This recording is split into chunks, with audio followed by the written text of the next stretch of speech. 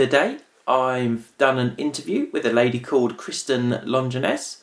She's the author of a book called Will Travel for Vegan Food. It's a book I read about a year or so ago, and I did a review on this channel of that book. So I reached out to her and arranged to have a Skype interview with her, which went really well. I've split it into two parts, so this is the first part. It's about half an hour long in total, so each one's about 15 minutes. So it's really interesting chatting to Kristin, and really happy to be able to have the opportunity. So I put some questions to her, and I hope you enjoy watching. Well, the first question I sort of thought of was sort of introduce yourself a little bit, and sort of what made you go vegan or vegetarian, and was it a gradual thing or just a sort of inspirational sort of day? Well, my name is Kristin Lajeunesse. I'm the founder of the website and book called Will Travel for Vegan Food. It is based on a time that I decided to quit my job. I moved into a van, did a crowdfunding campaign to raise money, and I set out on a 2-year journey to try to eat at every single vegan restaurant in the US. That resulted in the book, and also my desire to live nomadically in a continuous basis and travel full time and get into kind of a minimalist lifestyle. And I've kind of been doing that ever since. It's been a little more than 5.5 years now. I'm still traveling. In terms of my going vegan story, it starts with my family. I have an older brother who, when I was maybe 13 or 14, he dropped out of high school and he decided to follow the band Fish around the country. And when he returned home after a few months, he had tattoos and dreadlocks, and he announced that he was vegetarian. And my parents were horrified. They thought he was going to die, lack of protein, all the things. So they took to the internet and they did a bunch of research to try to compile some proof to show him why this was such a bad idea. And in doing so, they found the exact opposite. So by the time I was 16, they sat me down and they said they wanted to become vegetarian together as a family. And I've always been really close with my parents, so I agreed. They did offer to buy me meat if I still wanted it, but I said I would give it a try. And then I went off to college and I remained vegetarian. And while I was away, my parents got really involved in the local veg community in upstate New York, where I'm from, which is near kind of the Troy, Albany area of New York. And a couple years into that, I think just through, they ended up going to all of these veggie fests in the northeast of the US, and they were kind of going to anything they could drive to. They started their own veggie group, they started their own veg fest. And I think just through proximity and meeting other vegans and learning about the dairy side of the industry, they eventually chose to become vegan. And I thought that was bananas. I remember being upset coming home from school breaks and not having my Ben & Jerry's in the freezer, which now we can because they have vegan flavors, which is awesome. But it was about 2 years after my parents became vegan that I went to a veg fest in Syracuse, New York, where I was living at the time, which is kind of in the middle of the state. And I listened to a talk by a registered dietitian by the name of George Eisman, and his presentation was called Why Dairy Isn't Necessary. And it was finally in that moment that I kind of heard the messaging and understood and woke up to what was really happening in the dairy industry. Because my parents tried to kind of gently introduce it to me, and by gently I mean they would gift me like vegan labeled hoodies and for holidays, and then they would have like Earthlings kind of randomly playing in the background when I would come home from school break. So they tried to kind of gently introduce it to me, but it was that presentation by George Eisman that really hit me, and that was about 10.5 years ago. Great. Have any of your family sort of slid back out of it, or have they all stuck with it? No, they're all steadfast vegan to this day. My brother has since become vegan as well, and so it definitely makes going home for the holidays much easier than I think it is for many people. Yeah, because I think one of the hardest things of veganism is sort of the people around you and making sure you've got people supportive. And I know some of our family sort of humorous, but it's a discussion every meal. So so that's really good. You've got that sort of support group. Great. on your actual trip, so you did this long trip in your van. What was your sort of favourite moment, favourite restaurant that you visited?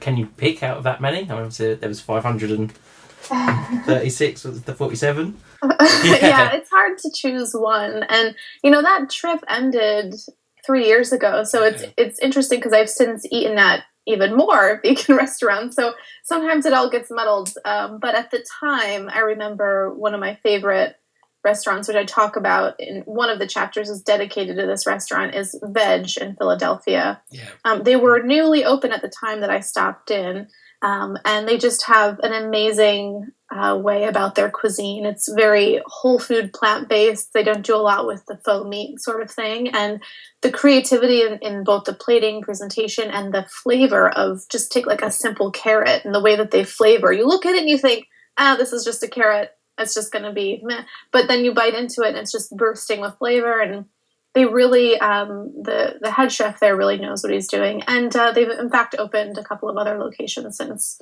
in Philadelphia. I think they're opening one in New York City possibly soon. I could be completely lying about that, but I think that's happening. So do you tend to eat more of, you said about the sort of faux meats, do you tend to eat more plant-based, right, versus sort of the fake food, I'd sort of call it? A lot of people we meet sort of eat a lot of sort of sausages or pies that are pretending to be meat. I will pretty much eat anything that's vegan, really.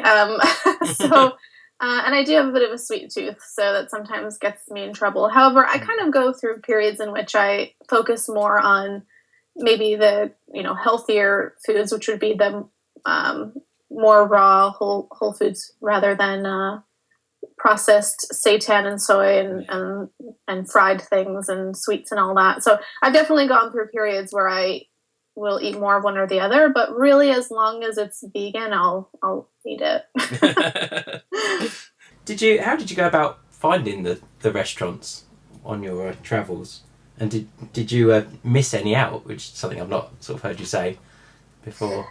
Yeah, it was definitely a process. I had kind of this 5-step process. I'll see if I can remember. So before I would enter the next state on my list, I would sit down and go through Happy Cow, vegdining.com, and Google and Yelp. So I'd go through those different apps or websites and try to find everything, and then also making note of when they were open, their location, the type of cuisine, so I could figure out the order in which I would want to go to each of them, and if they were close enough that I could go to 3 in a day, or maybe 1, and then another 2 the next day.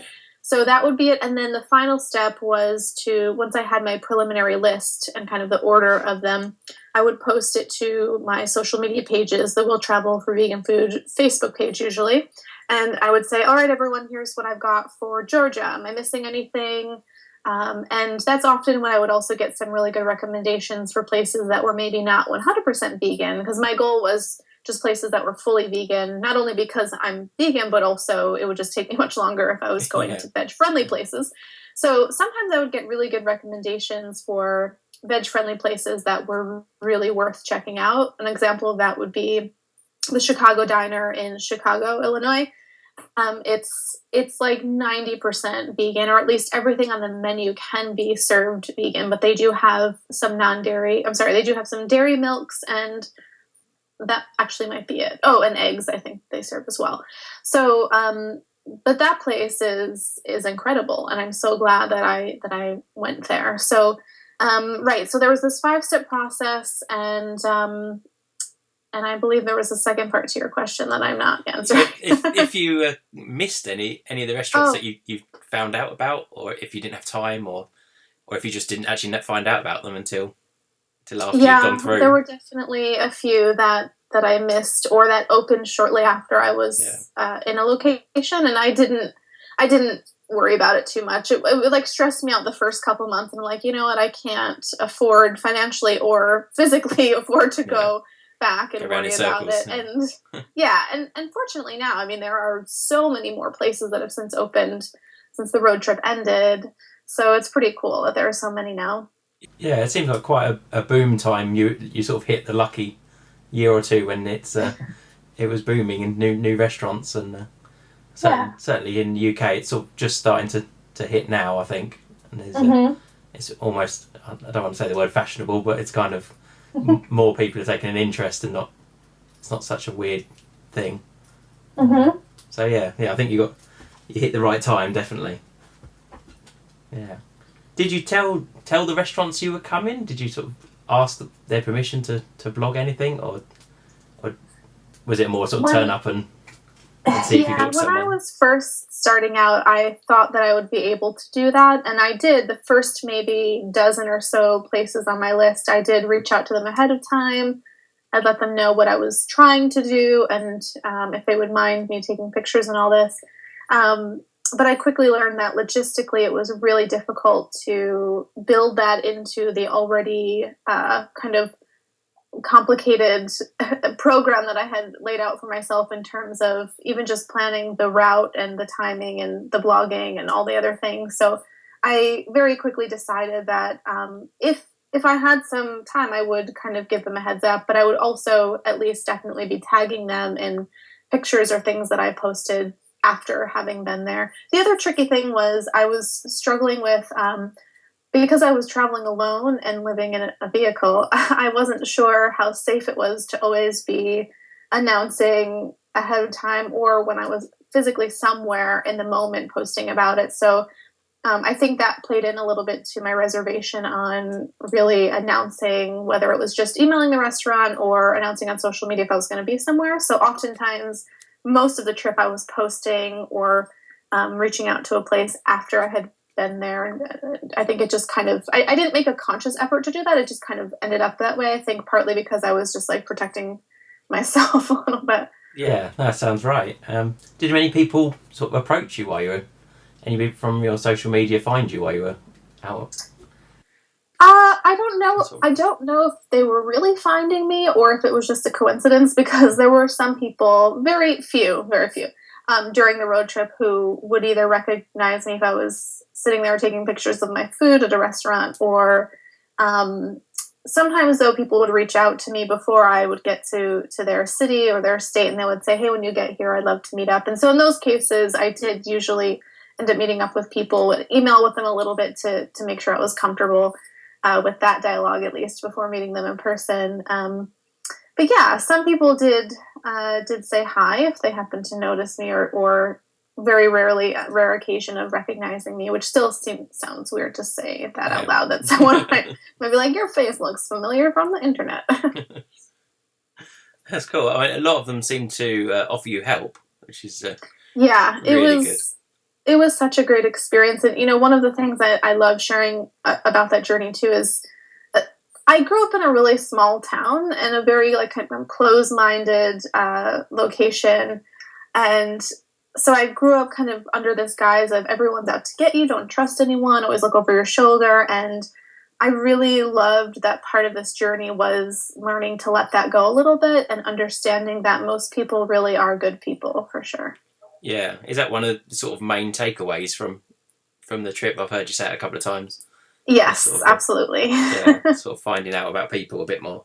I remember you had a couple of stories about some people you met. I think it was a lady who was recovering from cancer or something similar to that. Yeah, in Southern Illinois, a woman that a restaurant owner. I didn't realize that I was even, there's also another one from the West Coast. So are you talking about the Illinois lady or the West Coast lady? I can't remember. I know she went vegan, and it helped her after numerous tries at conventional medicine, I think. Yeah, so it was probably the Illinois woman. She was a restaurant owner, and I didn't know any of this about her until sitting down with her. This was one of the cases where I was able to reach out ahead of time and kind of plan to meet up with her and chat, which is interesting now that I think about it, because the timing of which it was in the journey, I wouldn't have otherwise been making that kind of connection with a restaurant owner, so I'm not sure exactly how that all got sorted, but either way, I ended up sitting down with her for at least an hour, and she just kind of kept talking about how it all got started for her, and it really came down to she was like an ultra marathon gal of sorts and very physically fit, but had come down with breast cancer, I believe it was, or some other, it might have been a different rare form of cancer, and